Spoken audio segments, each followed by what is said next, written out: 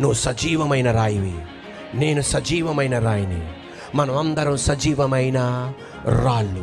ఈ సజీవమైన రాళ్ళు సజీవమైన బండ మీద కట్టబడుతున్నాం.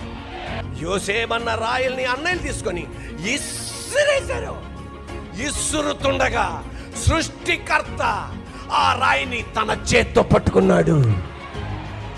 ఆ రాయిని తన చేత్తో పట్టుకొని, ఆకాశం నా సింహాసనం, భూమి నా పాదపీఠం, ఆయన చెయ్యి ఆ రాయిని పట్టుకొని ఐగుప్త దేశంలో ప్రధానమంత్రి కుర్చీలో కూర్చోబెట్టింది. దావీదన్న రాయిని